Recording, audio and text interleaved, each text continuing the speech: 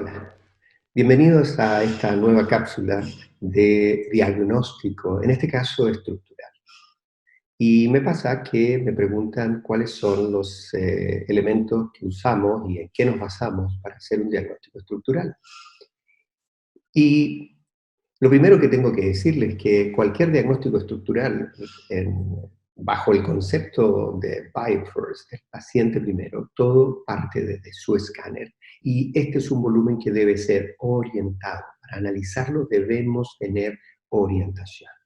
Ahora, con el escáner, con el archivo DICOM, podemos nosotros hacer múltiples procesos, uno de los cuales es hacer una reconstrucción mandibular, porque la mandíbula, la mejor manera es verla en forma panorámica para comparar derecho, izquierdo y ver si hay alguna posible diferencia entre el proceso condilar de un lado y el otro, la altura de la rama, el grosor, etcétera, y además para descartar que no hayan alteraciones patológicas o estructurales dentro de la mandíbula, el seno maxilar o el maxilar propiamente tal. En este caso, por ejemplo, hay un tema de un artefacto por el hecho de que el rayo no pasó en la sínfisis, pero por eso se ve oscuro, pero todo en general se ve bien, a pesar de que hay un proceso condilar izquierdo un poquito más pequeño que el derecho. Ahora, se habla mucho de la cefalometría, si es que la vamos a usar o no. No puede haber confusión. La cefalometría es una herramienta diagnóstica fantástica. Particularmente nosotros usamos Yaravac y le pedimos un par de medidas prestadas a Ricketts, pero es fundamental entender que esto es 2D, son números, son normas, son medidas, son ángulos. Son una serie de suposiciones. Se hace a expensas de una radiografía o algo que puede tener superposiciones. Es realmente un invento. Ahora, y si nos vamos a cómo Yaravac lo hizo en 11 individuos, no resiste análisis científico. ¿Pero por qué lo seguimos usando? Bueno, básicamente porque el gran aporte y la validación que tienes es la histórica. Tenemos millones de pacientes que han sido diagnosticados de esta manera y ha probado ser muy eficiente, muy certero en sus diagnósticos. Pero no pretendamos usar los números, no pretendamos usar el ángulo. Ninguna de estos números por sí mismo vale nada. Tomemos toda la información, toda, completa, pongámosla en una juguera, mezclémosla toda y de ahí vamos a poder colegir cosas muy importantes, como las que están listadas al lado derecho. Crecimiento rotacional del rostro, predisposición de base, clase esqueletal y a qué se debe. Es muy importante saber a qué se debe lo que nuestro paciente tiene. Las relaciones sagitales y verticales del tercio inferior. Pero fundamentalmente lo que más a mí me gusta de este proceso cefalométrico es que me dice los componentes verticales de la anomalía que pudiera existir. Entonces, no vamos a usar números, no importa un número o una medida en particular, pero sí el conjunto nos entrega el análisis. Por ejemplo, veamos en este caso, tenemos una paciente que tiene una predisposición, una predisposición de base de cráneo a que el maxilar creciera verticalmente sin proyección anterior. Eso automáticamente nos dice que la mandíbula, si es tan pequeña como en el maxilar, no se expresó porque fue compensado a través del ángulo, de la posición de la articulación temporomandibular y del ángulo goníaco, de manera que finalmente no se expresó la tendencia a una clase 3 de origen maxilar por falta de desarrollo que pudiera haber existido. Todo eso constituye finalmente un paciente que en este caso es una clase 2 por mandíbula pequeña y por una falta de desarrollo del tercio medio genera que todo esté atrás, vale decir, estamos en presencia de una birretrusión maxilar.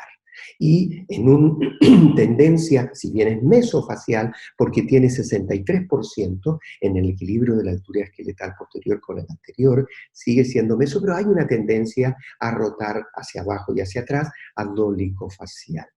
Eso es básicamente toda esa información que nos da en la cefalometría. Pero no nos confundamos, sigue siendo solo cefalometría 2D con una serie de suposiciones, pero nos da el punto de partida para hacer el análisis que viene ahora, que es el individual. ¿Por qué? porque además de esto, vamos a generar en nuestro paciente este estudio que es volumétrico. La diferencia entre la volumetría y la cefalometría, que no existe la cefalometría 3D, esto se llama volumetría, es que aquí no hay normas, no hay números, no hay medidas, es solo comparar el paciente con sí mismo.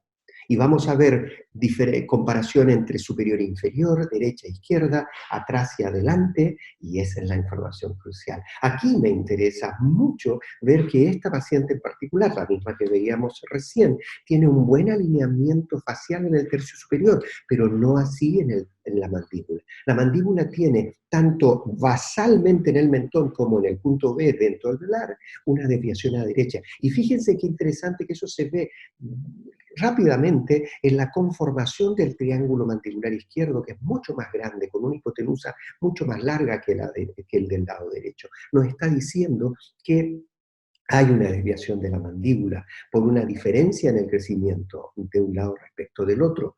Ahora bien, si vemos un poco más arriba y comparamos las alturas de los cóndilos y la altura de la fosa mandibular que está estipulada ahí en el punto exacto tridimensionalmente establecido, vemos que respecto a la horizontal verdadera es bastante paralelo. Por lo tanto, las asimetrías que ella presenta en la mandíbula no son constitutivas desde la base del cráneo.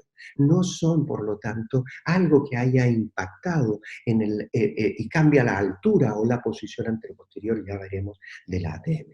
En la visión axial, nos queda sumamente claro la desviación leve, pero de la mandíbula a derecha, más a nivel basal que a nivel dentoalveolar.